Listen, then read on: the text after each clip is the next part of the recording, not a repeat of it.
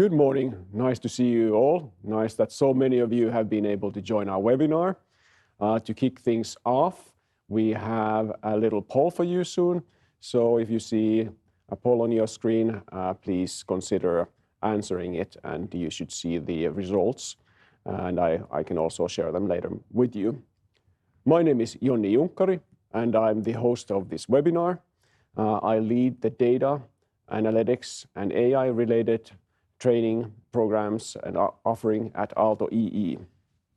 And today with me here is Professor Henri Schildt from Aalto University. We've already had two webinars, popular webinars with him, one earlier this year and at least one in the previous year. If you didn't see those, it's something worth considering to check them out. It's wonderful to have you here again in studio, Henri. Thanks. Very nice to be here. And we also have Anton Dobrzhansky, founder of Epic Brief and an alumnus of our MBA program. Wonderful to have you here. Thanks for inviting. Nice being here. Great. Now let me go briefly over the agenda.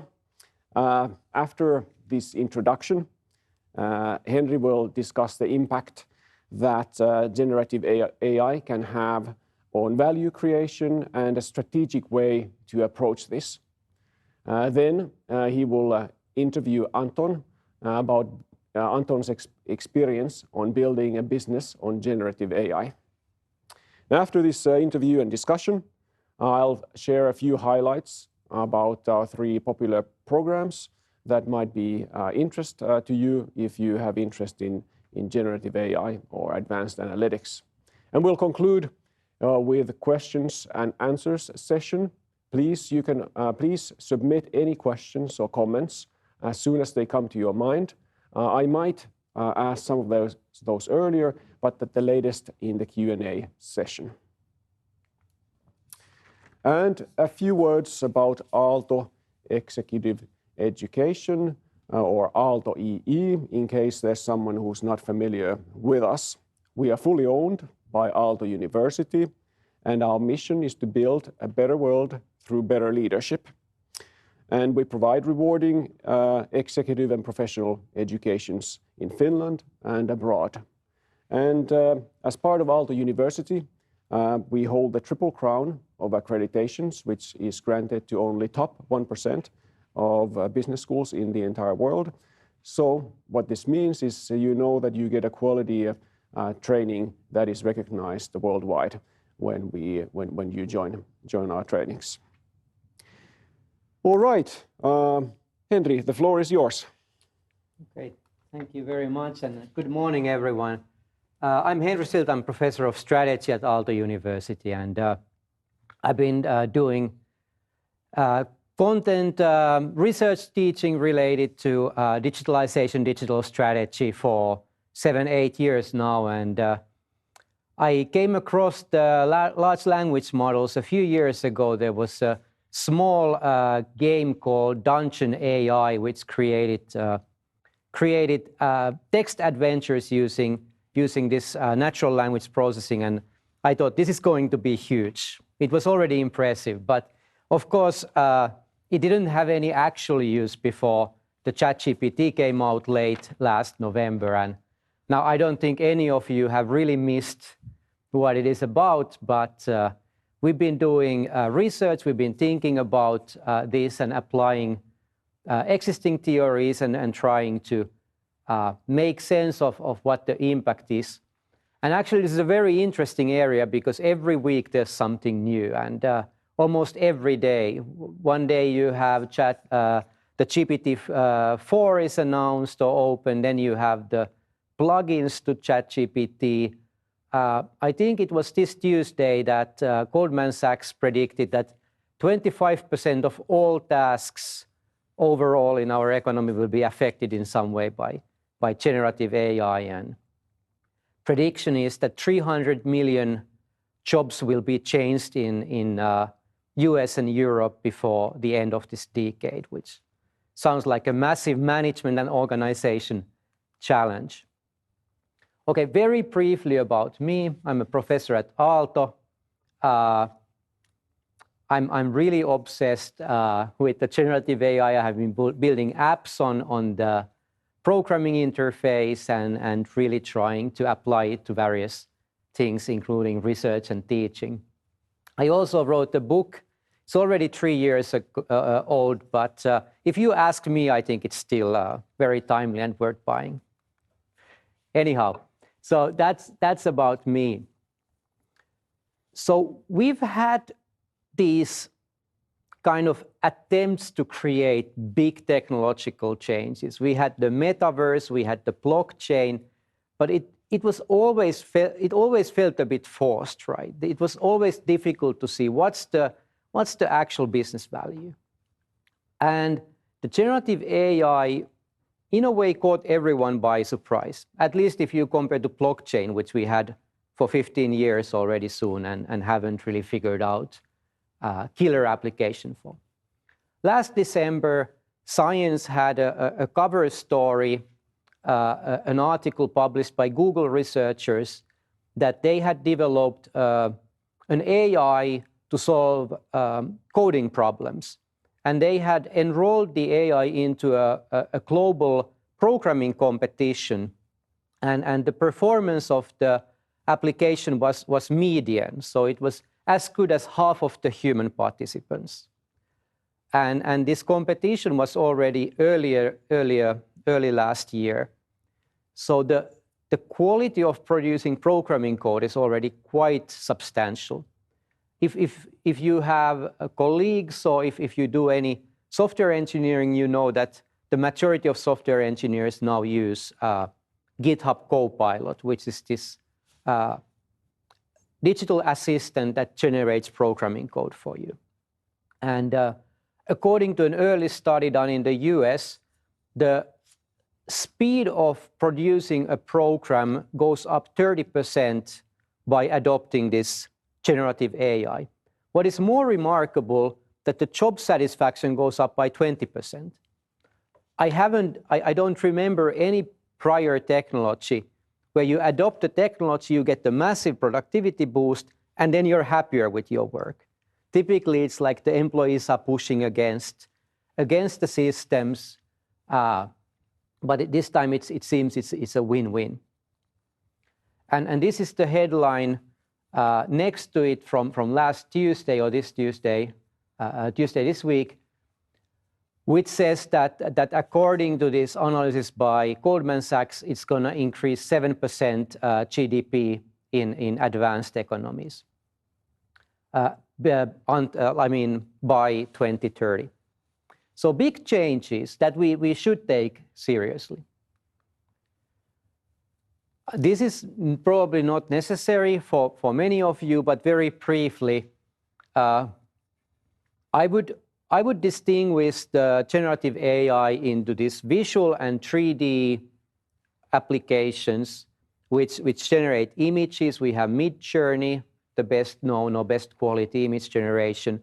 And actually a lot of three-dimensional design tools have already used various forms of generative AI for some time. Then where I see the big potential, the biggest potential are the large language models. These are, the technology powering ChatGPT and also Google Spark.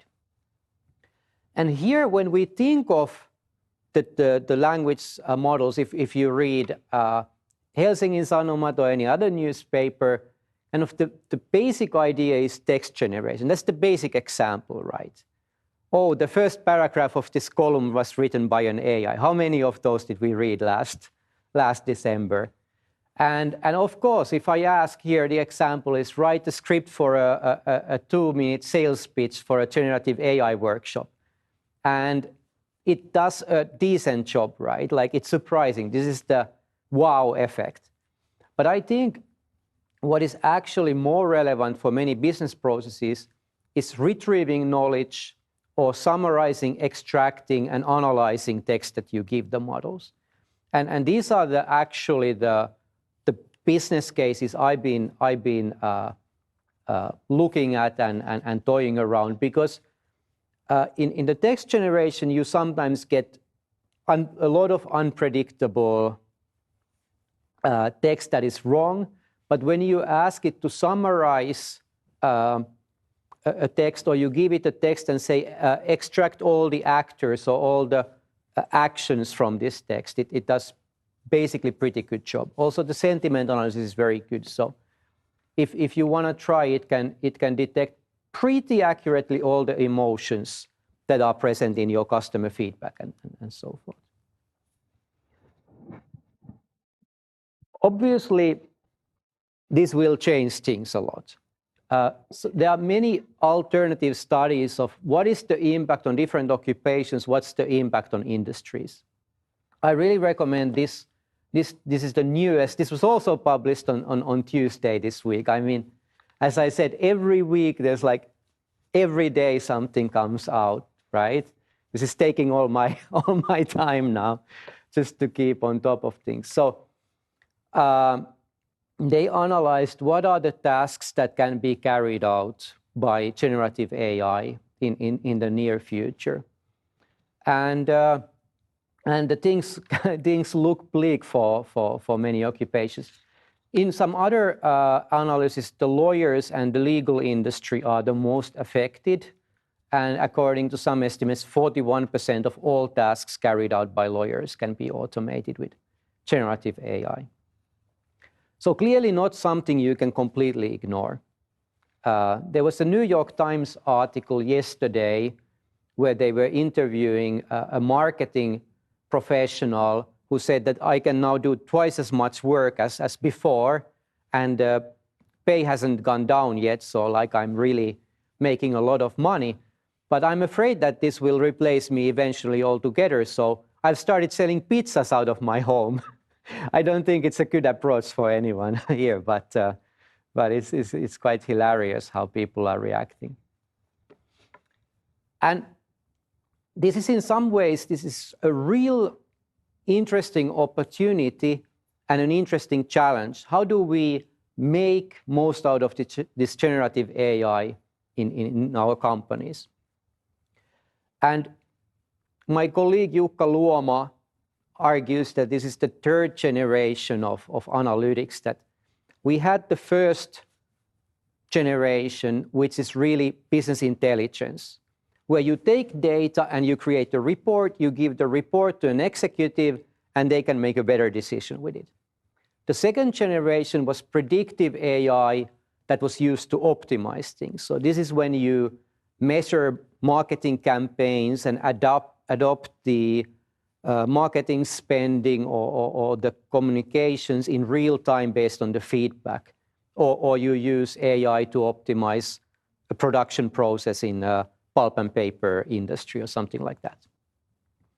And the last one now is the generative AI, where we actually have a colleague. We have AI that can take on tasks from you, execute them, give you a summary, like they can extract clauses from a long contract and give them in bullet point format and so forth. But what I think also, and we've been discussing at Aalto and trying out, is that the generative AI also helps these two previous generations of analytics. So with generative AI, you can datafy or extract insights from natural language much more effectively and cheaply than before. You can analyze customer feedback or sales calls or your competitors' products. You can download all the product reviews for all the competing products from Amazon and look what are the factors that make people happy about your competitors' products and so forth. And you can even use this generative AI in combination with these optimization processes, where you, for example, implement it in call centers, where the AI is analyzing the call with the customer and giving real-time information on what, stop trying to sell this product or whatnot. We haven't seen, of course, these applications yet, but they will come soon. Now, lots of companies are experimenting with generative AI. I've been surprised actually that so many things have already come out. The API for the GPT 3.5 was announced just a few weeks ago, and already we have things that apply it. Interesting example I ran into yesterday is Roblox, where you can implement generative AI in your own games. So you can actually have, instead of these dumb characters that just stand around, you can actually have characters that use the GPT to answer intelligently and take on a persona. So you can answer as like a Roman emperor or something, and the ChatGPT will do its best to do that. But what is also amazing is that they have already a prototype where the kids can create worlds using the ChatGPT. So they can give comments in natural language, you know. Okay, add a car here on the street, make the car red, and it kind of turns those voice commands into programming language, and children can create their own Roblox worlds without actually having to learn programming. Is that good? I don't know. But that's where we are. But when you're applying this, when you're thinking, how do I apply the GPT, the generative AI, into my company? One thing to think is this 2x2 here. So am I trying to automate processes altogether, which of course is the higher value because then you don't need human anymore? Or am I going to augment humans, my professionals, so that they have tools that they can use to help their work?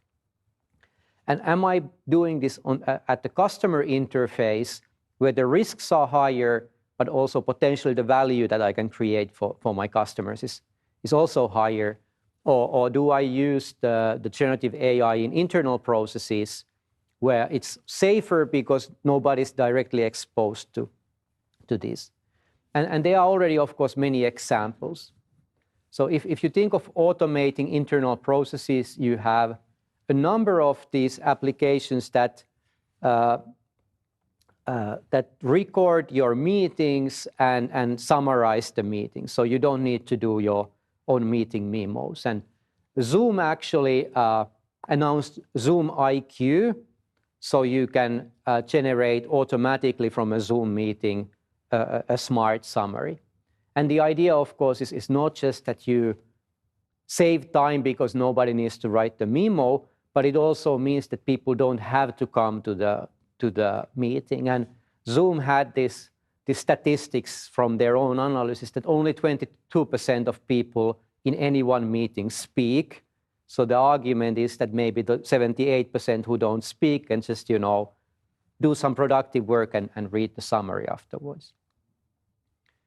We have also a lot of these AI-enabled tools for internal work tasks. I haven't tried this out, but this looked really cool. There's a service called Patent Pal, which speeds up how you create patent filings.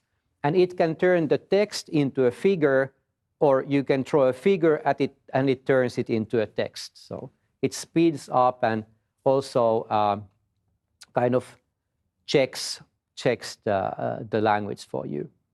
And I thought this is also quite cool example how at NASA they've used these AI, commercial AI tools that are available for this 3D design programs already for some time.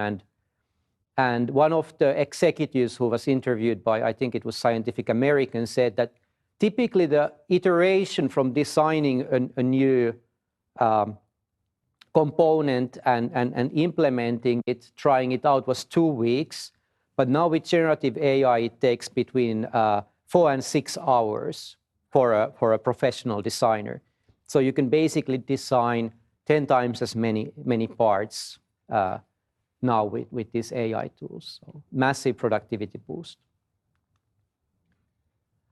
If you feel more adventurous, you can provide tools that work at the customer interface. We haven't seen a lot yet. This is one example, Pragma. chat.ai. And their idea is that their generative AI tool mines different sources of information to help customer service people and salespeople answer customer questions in real time. So you can actually find insights from emails and Slack discussions and various other databases. You can query those databases with natural language and get exact answer using similar technology as ChatGPT. And finally, if you are the most if you're one of the bold companies, you can even automate the customer interface. And of course, this is happening in the chatbots that we've all learned to hate. So there are many companies now who are trying to or offering already integrated OpenAI GPT into the interface of customer chat. And this is all happening at the blazing speed, actually. Yeah, so my colleague Jukka Luoma, he did a little analytics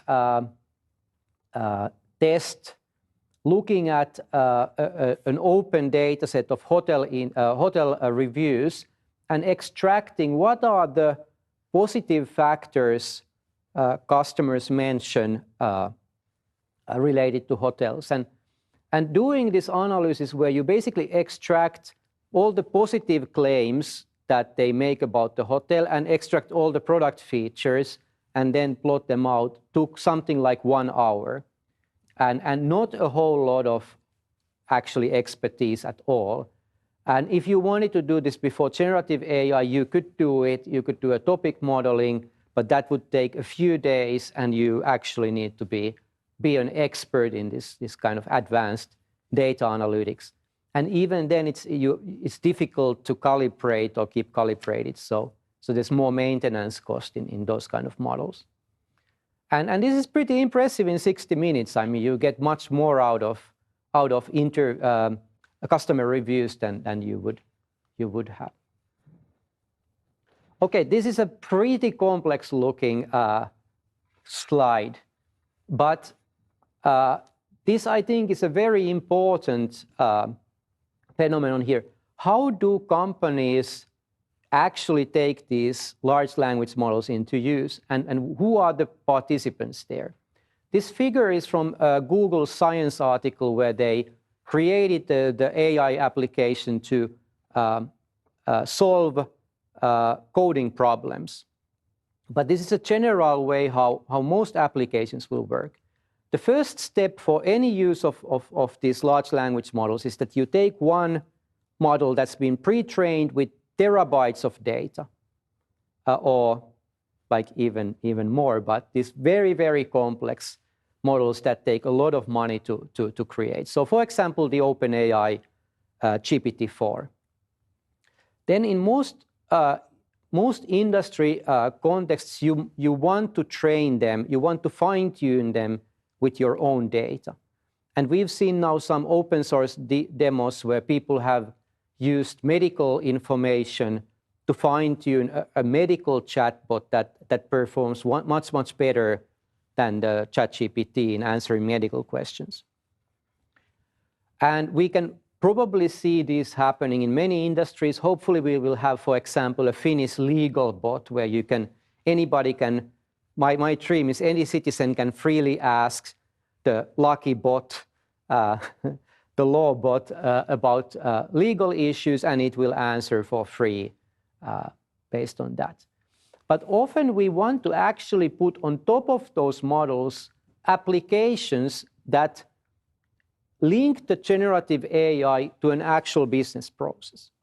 In Google's case, it wasn't enough to train the program to answer the coding challenges. What they then did is they created a regular software that actually tests whether those programs generated by AI actually work.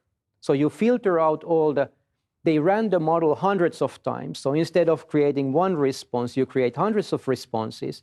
You filter out all the responses that don't work, and then you the software clusters them or categorizes them in different approaches. So there's a big kind of non-AI step between the AI output and the business process or business outcome.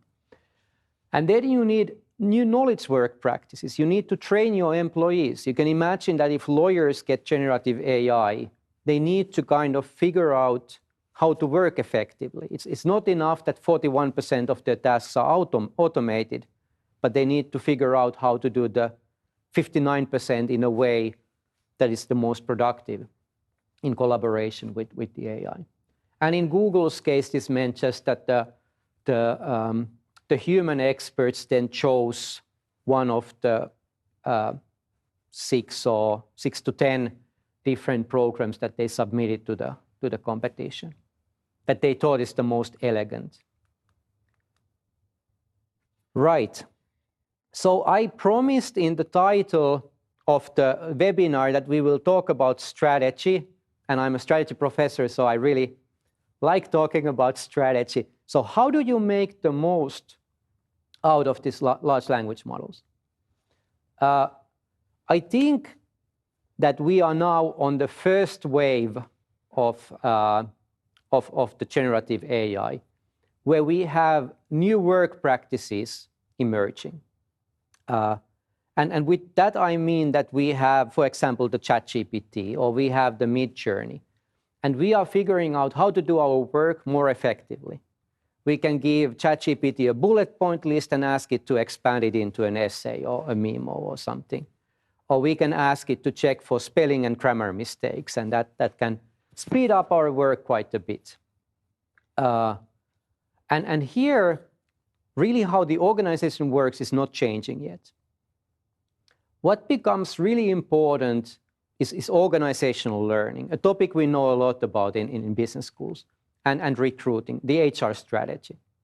So if we imagine now doctors and lawyers and marketing professionals, graphics designers, 3D designers, having all these new tools, how do you make sure that the organization gets the benefit? You have a small percentage of people who are technology first, right? Like in any company, and you have, or very kind of enthusiastic. You have the majority who are kind of reluctantly positive, and then you have a minority who are really like against changing the way they work. You have to figure out how to boost organizational learning, how to create experimentation, and how to create knowledge diffusion between people, how to make sure that when somebody, for example, at the Aalto University figures out how to do teaching more effectively with GPT, how do the other professors learn about it? How do they adopt it? And this, I think, in the first wave can really unlock a lot of value. Of course, there are some jobs where this is much more important than others. In software development, for example, unless you're doing really sophisticated algorithms, the productivity boost is quite significant. The HR questions are twofold, right? That do you need less people, so should we stop recruiting? Or maybe do you need different kind of people now that the job is becoming more automated? Do you need some younger workforce who have not yet become so routinized that they are looking ways to use these tools for their advantage? This wave is very much on now. The next wave that we will see coming is when the whole business processes start to change because of GPT. I was talking with a graphics designer about this image generation things, for example, like tools to generate images.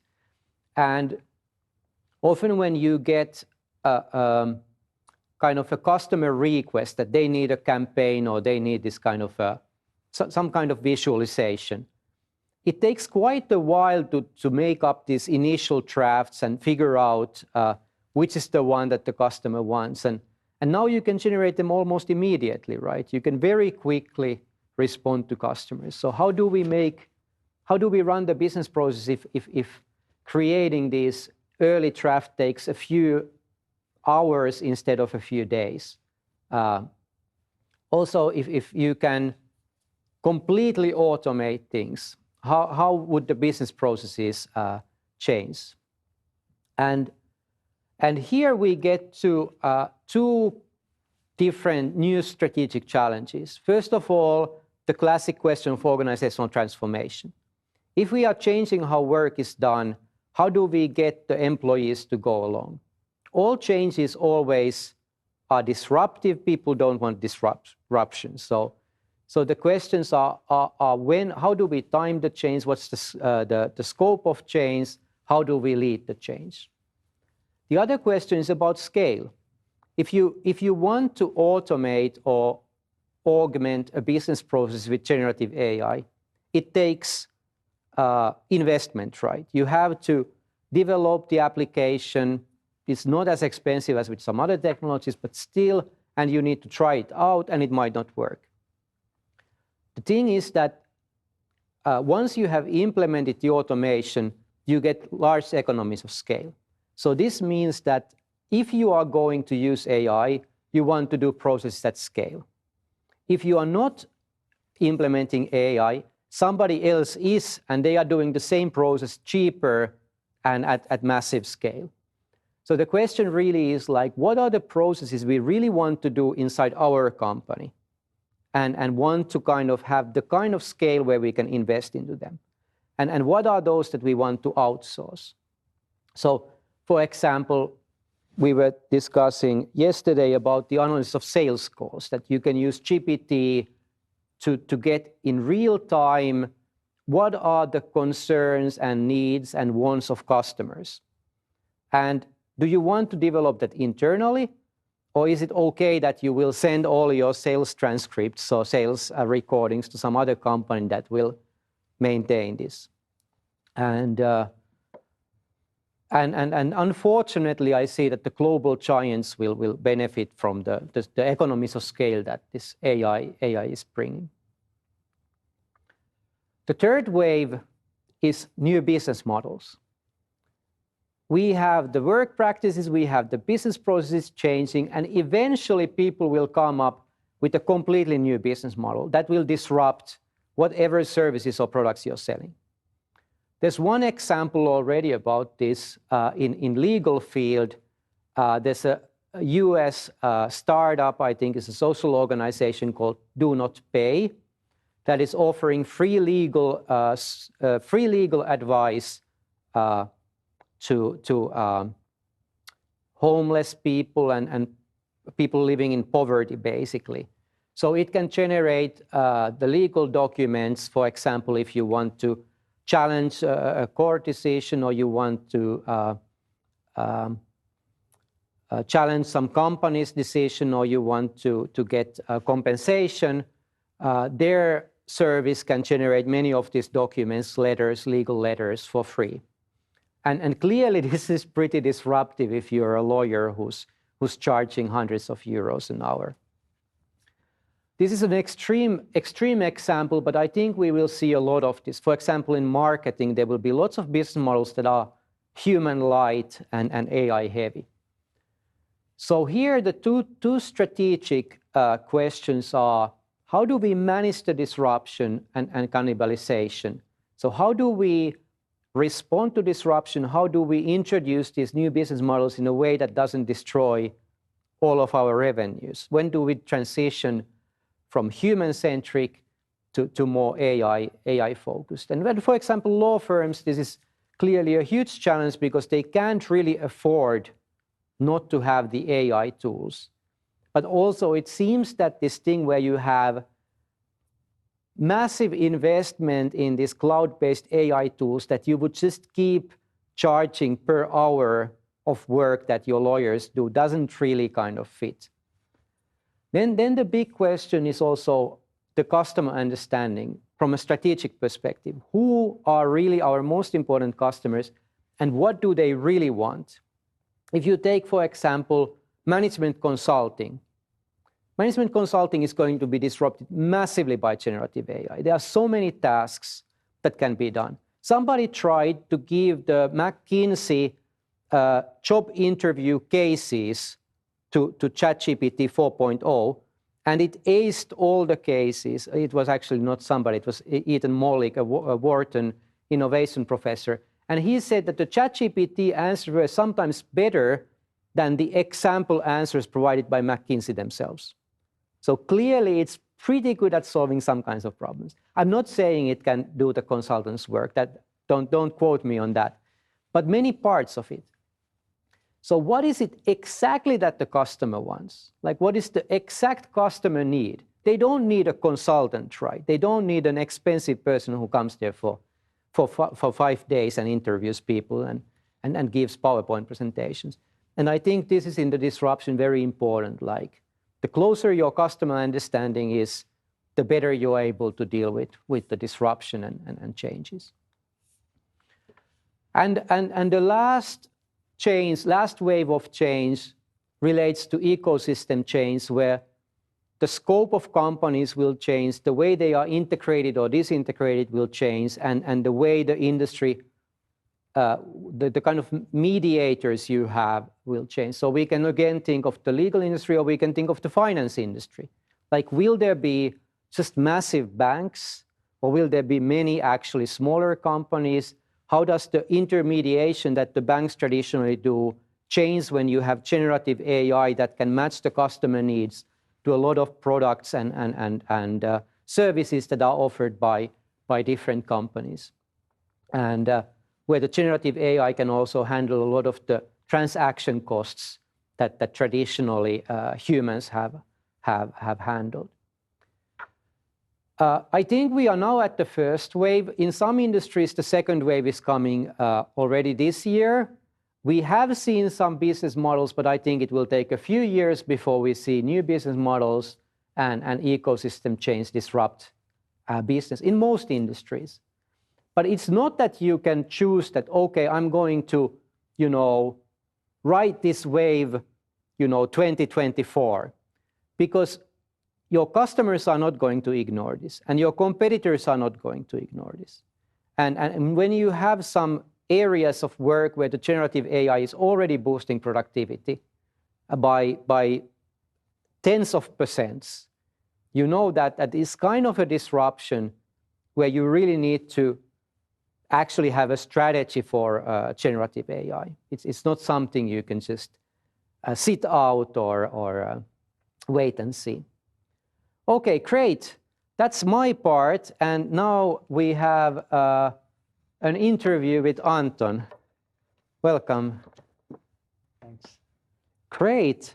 Hey, we only have 15 minutes, so I'll get started right away. So can you tell briefly about yourself and the business you founded? Yeah, my name is Anton. I'm one of the founders of EpicBrief. There are 3 of us. And I think briefly what we want to do with EpicBrief is to make human work in sales more meaningful and valuable. Just some of the examples I think Henri already touched on. There's a lot of tasks people are doing today, and we focus on salespeople, like B2B salespeople, just as consultants, right? Like, people have so many tasks which they didn't really sign up to when they go to sales, right? So I think, so for us is just to make people more, to make their life or their sales work more meaningful and valuable. That's what we are all about. Okay, cool. And actually, we've been discussing that in many technologies, what you have is you have a new technology and it increases the productivity a few percent, or it cuts cost, and then the work stays the same, right? It's just that it feels that we just need to work harder when we get these productivity boosting technologies. But here actually people can have also, the quality of work can also improve, right? Yeah, I think you're right. And I think just thinking about the sales is obviously the quality of work. If the quality of work improves for the salesperson, I think it automatically improves for the customer, as most salespeople are the faces of the company. So imagine a salesperson who is overworked and really doesn't like doing administrative things, for example, and just has to do them in the night before they put their kids to bed, etc.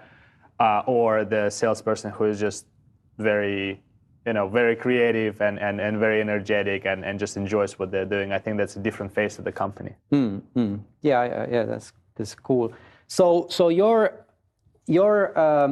service extracts insights from sales transcripts and puts them into the customer relationship management system or something like whatever we call them, databases. So often people discuss this distinction of automating versus augmenting human work, and I guess for me it's more of a continuum. But how do you see your company? Are you augmenting the humans, or are you automating altogether, like a part of the job? Yeah, I think we're not automating a sales job. I think it depends on what level of abstraction you look at the word task. So there are a lot of tasks within the sales job. I think it's one of the most complex professions in the world. Being a salesperson, that is really complicated, but there are a lot of tasks. So I think we're augmenting salespeople. We're helping them on day-to-day, but then helping also means automating some tasks. But it doesn't necessarily mean that you don't have any control over that. So imagine it's like here's a suggestion, do you want to continue kind of situation. Is that good for you? Do you want to push that data in your CRM, or do you want to send that email to the client? Or do you want to do that handoff to your internal colleagues, right? So that's that decision is on you, and what parts of those things you want to push, what parts you want to keep. I think that still needs to be decided by the person. So your philosophy is to give the professional the power to because they're professional salespeople. I think I would feel bad to just say, hey, now the AI could do the work, because based on our research and based on the testing we've done with different large language models, that the technology is not there yet. And I think removing the human interaction from altogether from the job of sales is not going to be here. It's not there maybe for the next 5-10 years. I don't know. Telemarketing is going to be replaced, though. Yeah, maybe. But so you've been now actually developing real solution with real customers. So are they surprised by the capabilities? So you said it makes mistakes, but also the progress has been super fast, right? Yeah, I think it was a funny experience. I think about 8 months ago when we started with some handful of customers, they were just excited about technology itself. But then now the more kind of test users are coming in, the more we get feedback from them. They know the technology is there, ChatGPT, people tried it, but now they're very excited about applications. It's actually much more for us, it's much more valuable to talk to people now, because their head is kind of turning, like, oh, can we do this? Can we do that? Like it actually, they're already thinking of potential implications or applications of technology. So it's much easier to get customer feedback and connect it to what we can kind of bring to our users. Yeah, so the design and the convenience starts to matter more relative to the technology, right? Yeah, absolutely. I think I'm not sure how everybody uses ChatGPT, but the way I used it, I maybe use it for a week, kind of extensively. But I'm using that technology, so I'm kind of testing it.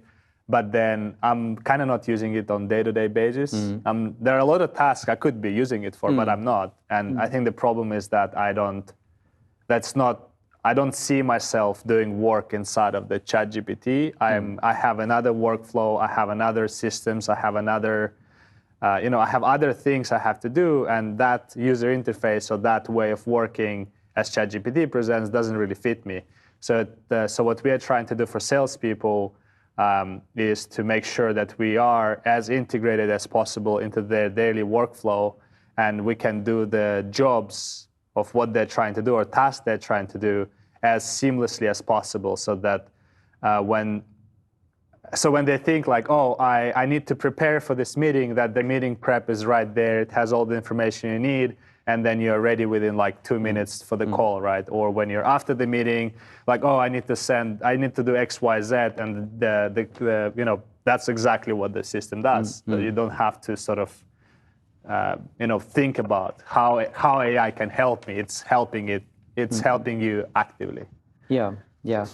And of course, I don't want to be like the joy kill, but there's the GDPR, right? Also, that in many cases, putting data into the ChatGPT window, if it's personal data, is actually, strictly speaking, illegal, right? So we need to have services that use the Europe-based language models. And actually, I don't want to advertise Microsoft, but they promised that next month Azure will run the GPT in EU. So it's actually going to be legal with personal data. Yeah, I think one of the things being a Finnish company is security, and data security is really important to us. And at least what we're trying to do is to make sure that our customers are just as happy and as comfortable in using the technology we provide them. Yeah, yeah. So, so can you tell a bit about, I don't know if this is like secret, but what's your roadmap like? What do you, now that you're developing a service based on GPT, what's on the agenda? I think it actually goes really well with part of your presentation when you're talking about waves. I think very naturally this is how we are thinking about our roadmap. So you can maybe even think about the first wave is when we really want to make sure that that people are using it, that it is for the users, that they are getting value out of using something like Epic Brief. And then I really liked how you presented challenges, like issues, potential issues. I think that's how we're trying to approach it, is to resolve the issues at the same time while going on the wave. Because one of the problems in using the software is like, are people going to use it? Are they going to understand? Are they going to sort of like, so we're kind of trying to tackle it first. And then the second wave, I think you explained it as a business process. I think if you imagine a sales process with AI in it, it's so much more intelligent. It's so much more efficient. People know what to do, when to do. For example, today, to establish a really well working sales process takes sales leaders. It's just a never-ending story. And what you do, you take a lot of data from your salespeople, then you apply it, then you analyze it, and then you present it back to them and say, this is what works, right? So that's the next step, is like to make sure that people are using the information their salespeople are getting from the market and incorporate that in their sales process. And I think other waves, I'm not sure about business model, but one of the things we really aspire to is the world where sales is not like the qualities of a salesperson or personality or the quality of your sales team is not as important as it is today. For example, I used to work at Oracle, and competing with companies like SAP or Microsoft, not always the best product wins, right? And I thought that's actually not fair, because customers get value from products first, especially in software as a service, and only after that from customer service. So what we really want to do is to make sure that like the best product wins. So you level the playing ground for the salespeople. Everybody knows what they're doing, and it's not a difference of like this is a better sales team or worse sales team. Is what's the best product. Yeah, I like that. I like that philosophy. Of course, ethics are, and I realize I should probably have taken more time to discuss ethics related to generative AI. It's mostly something that we talk about in consumer goods, but also I think in business to business. So in a way, what's the position of the customers and the employees in this sense? Like when we have generative AI, and you don't see yourself like becoming this big brother that monitors the salespeople and uses AI to identify when they make mistakes. No, I think that's what we're trying to get away from. I think there's a lot of tools without generative AI, which were used in that matter, which is like overlooking salespeople, making sure that you can always listen in. Did they say something wrong? Are they doing the right things, etc.? So we want to move away from that, and that's part of the reasons why we don't want to go. Why we want to make sure that the users are happy with what they're getting, the individual salespeople, and only then sort of address the problems or the challenges of the management. So for us, if our company is growing, it's growing through adoption of the technology through users. So it's already ethical on the user level, and I think where ethics come into play is more on the data security side, when we need to make sure that the organization is very, very happy and comfortable in how the technology, how their data is handled, and is it done in an ethical way, and are we managing and training or like fine-tuning models in an ethical way, which at least based on what we signed with our investors, we have to do that, and that's what we will do. Great. Hey, thank you so much, Anton, and best of luck with your company. So if people want to try Epic Brief, they can, it's already exists, right? It does exist, but it is, right now it's invite only. So yeah, you can send me a message or go on our LinkedIn page. We're not very public because it takes some time. I think one of the challenges is nobody has done, or there's no like how to do user experience or how to do the product design with AI in it. That's one of the challenges, and that's how we're testing with people. We'd love everybody's feedback. If you want to join the test group, just send me a message, and we'll see what we can do. Great. Hey, thanks a lot. Thank you. Yeah. See you. All right. Thank you so much, Henri and Anton. That was really fascinating to listen to that. Lots of good thoughts and insights. So while I'll tell you about viewers a couple of our programs, you can still submit some questions, and I'm going to do a little bit of a impromptu here. So there was a lot of questions. So I didn't have access to ChatGPT. I just had a pad, so I had to use pen and paper to group them, unfortunately. But just to give you an overview, Henri, so you can think. Meanwhile, what do you want to address? We had lots of questions about the ethical and legal aspects, from copyrights to also compliance, data security, the EU legislation, the forthcoming legislation. Then we have about trustworthiness in general, legal aspects, how do you validate, garbage in, garbage out. Then we had about, BARD, there was Lumi mentioned, LLMs in general. But I think maybe something that might be most interesting is about what kind of skills do people need, capabilities, will people lose their jobs? And then there's also a question about educational system. So just to give you time to think. Okay. We'll take that later, but you can see which ones you want to answer, because we will continue a little longer than planned. We understand if you need to jump into your next meeting, but if you want, please stay on the line. We'll probably go a couple of minutes extra. And I'll try to be brief with these highlights of our programs. But I think you might have interest in our programs based on the questions that you presented. For instance, in our graduate diploma in digital strategy and leadership programs, it prepares you with the skills and competences that are needed to build more proactive digital strategy, to utilize, develop, and commercialize digital technologies and data. Something we've discussed here, and discover new ways to create value. Henri is teaching in that program as well, so I wouldn't be surprised if you will have very good discussion there how to utilize new technologies like ChatGPT. We have a special prize for you. It's with that code that you can see there on the screen.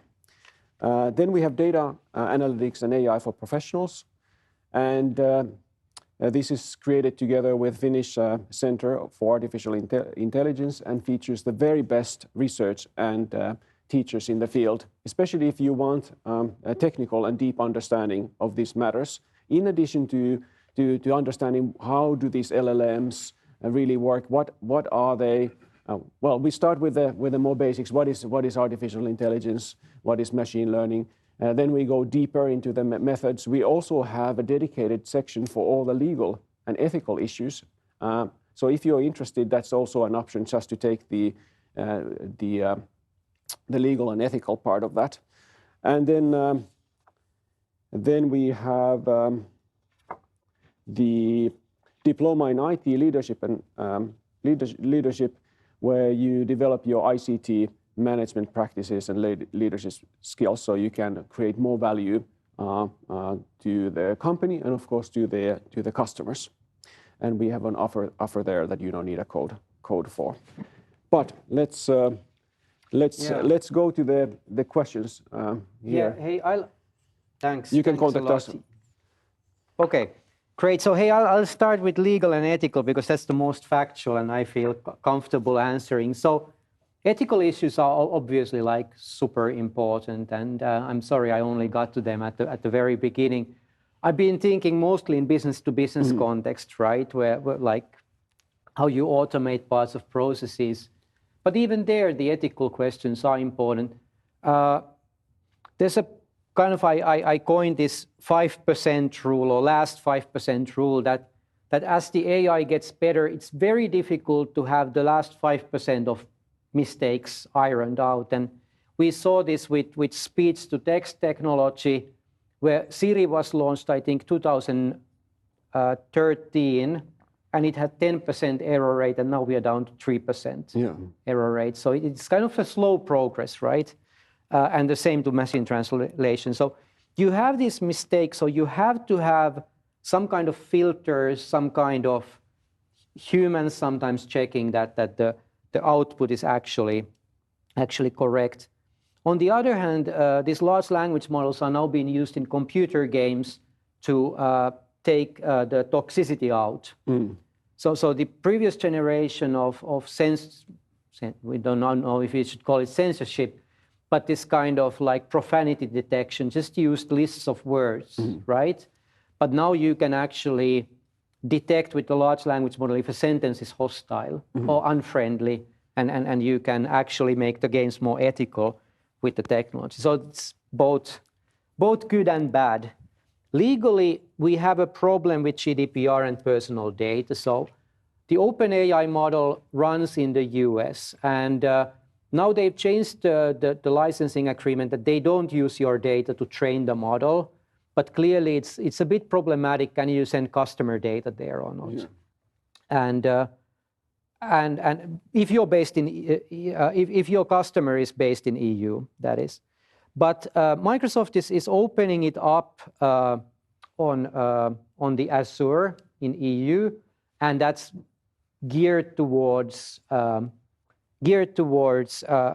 EU customers, corporate customers. So if you find with your other data in the Azure, I think you're fine with using the GPT there.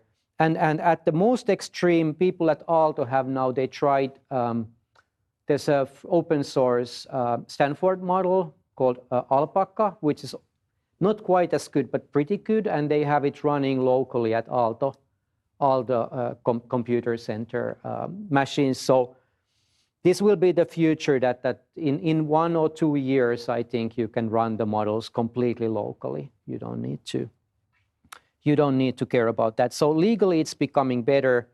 Of course, we have the EU AI regulations that are coming into place.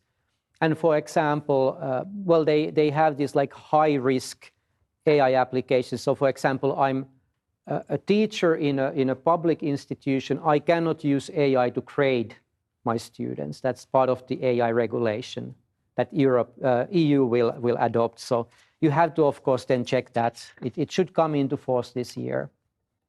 Or if I use it to grade my students, there has to be processes where some human is responsible, obviously. And then when it comes to EU legislation, we could, if there's popular demand, we could arrange a webinar. And as said, we will have a 3-day training actually focusing on issues of law and data and AI. So it's crazy that these are becoming like not just for lawyers or specialists, but this is becoming so prominent in all business.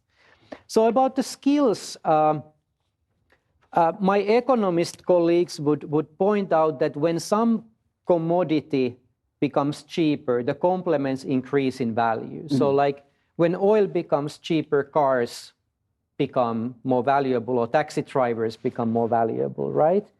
And the interesting thing from that perspective is to think that information processing becomes cheaper, right? So with social media, sending messages to target audiences became very cheap, and we saw this kind of personalized marketing and marketing personalization and communities become very valuable. Now information processing, language processing is becoming cheaper, image generation is becoming cheaper. What are the complements? I don't have a full answer, but customer relationships matter, channels matter, ability to conceive and run big projects matter when completing the projects is cheaper, right? So for companies, I think skills related to organizational transformation are very important. The technology is not very difficult to master in a way that, you know, I'm a hobby. This is so lame or so like nerdy, but I'm kind of a hobbyist programmer. I don't know how to program very well. Yet I was able to generate a few web apps that use the GPT API, and it's actually far less complicated than, let's say, blockchain or many of these other technologies. But organizational transformation, so how do you redesign the processes, how you get people to change, that is very valuable. Unfortunately, I think we will see disruption in work. I can now copy-paste one page of text at the time to ChatGPT and say, what are the grammatical and spelling mistakes in this? And it does a better job than a copy editor used to do. And I used to pay copy editors, like I have a 20-page manuscript, it costs 600 euros, right? That job is gone. I'm never going to use a copy editor anymore.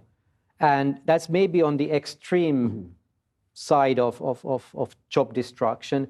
But I don't see how we can avoid. What we need to do is we need to have steps where people get retrained and people are supported. There was talk about this kind of 6-month break on developing AI models, right? It was in the news this week. Everything happens like this week. This is like developing a bit too fast. I don't see it happening, right? And also competitively, I can think like in countries like France, maybe, you know, the labor unions will say that we need to, you know, ban this from these professions, but it's kind of a dead-end approach, right? Let's sabotage our national productivity and competitiveness so that some people don't have to change the way they work. I don't see that. And you think the emphasis is changing the way you work instead of that, you know, everybody's cut off. So yeah, I'm too. I don't know exactly. I'm not going to make bets, but one thing is that if you can automate 40% of your job, you just become massively more productive, right? You produce almost twice as much value. Right. So. And this is not that you need to know how to do machine learning. No. This is relatively straightforward. Exactly. So in some areas, like I can see marketing, like we will have more marketing, right? It's not that we have the same amount, but there will be more varied content, more like dynamic, more personalized. Will we have more law? Maybe. That's a bit like in some areas you can see that you can always have more marketing. Do you always need more law work? I don't know. But for example, in medicine, I think if we can automate 20% of what the doctors do, there won't be any unemployed doctors. It will just mean that we have better quality healthcare, we have less queues, and things will get better. Yeah. The last question I wanted to address is the educational system, and I see massive changes. I've been looking at this. There have been multiple white papers on what are the most threatened jobs, and high school history and philosophy teachers were very high up. I think they won't be, of course, unemployed, but you can learn a lot by chatting with ChatGPT, especially with these kind of well-established topics, where it has used thousands of books as training material. If you ask it about, volcanoes or the evolution or parallel programming, it tells you, pretty accurately the thing. Of course, when you ask it something more less mainstream, then it can make up stuff and it's wrong often. But I think it will be a massive assistant in teaching. Right, and if I can venture in, when we get an avatar and a bit more visuals to go with it, then you even and a good voice, then even lower grader students might be able to absorb it. So. Yeah. I think it's going to take some time before we want to replace the human on the primary school level. But on high school already, like if you have trouble understanding or you want to learn more about something, I think these systems are good enough already. Yeah. Pretty much. Good. Then one more question. You can have a choice. It was part of the same questions is about what happens to creativity. And then what about small countries? Does this provide an advantage? There wasn't really enough arguments that I could tell you that. And the other one is there was a question about your wave model, commonly known as the wave model. So is it kind of like what's the basis of it and the research behind it? So these two questions. Okay, so I'll start with the wave model. So it's based basically on prior technological changes. So these are all topics, of course, in the strategy literature, the ecosystem change, business models. But we looked at prior technologies like how internet came and what happened with internet and prior digital technologies, and basically just transposed it to GPT and did some creative thinking also. With regards to creativity, I think it's a very good question. I mean, human creativity is still very important. So if you ask ChatGPT to write text, it kind of lacks. It's not really that great. It's better than a lot of people, right? But it's not, if you have a creative writer, it's not as good. Am I going to bet money that it won't get better? I'm not betting money on that. Definitely not.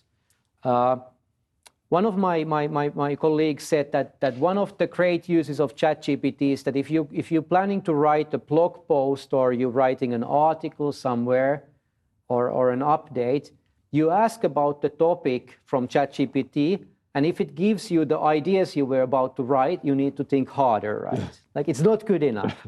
So it's like a good quality check that whatever we now produce has to, be better. Or it's not worth. It's not worth pushing out, at least with our own name underneath it.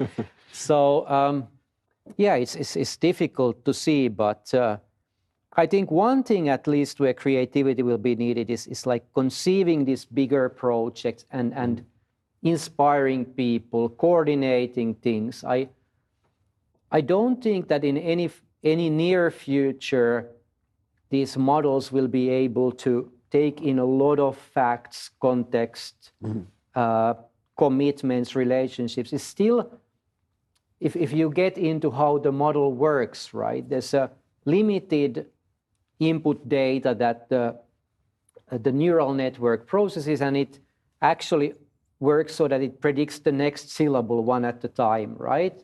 Which is amazing because you still get great text And maybe that's how we work, right? We think the next word ahead and say it, and then we say the next one. But yeah, I think for the bigger, the more complex the project, the more architecture there is to the work, the longer we will need humans. Very good. Well, we are over time. Thanks for everyone who stayed with us so far. An hour, even when stressed a little bit, is still a short time. So do consider joining some of our programs where we have more time to discuss. You can ask directly from Henri, the other faculty, and discuss with the participants. And also we have then trainers on the field of specialized in the law and also on the very technical questions. There were some really good, there was lots of good questions here. So due to the time, we couldn't answer them all, and some of them are very technical. So then we have technical experts for those. But thank you again for joining. Thank you for your questions and your interest in this topic. Thank you, Henri and Anton, again. Thank you. Have a nice day.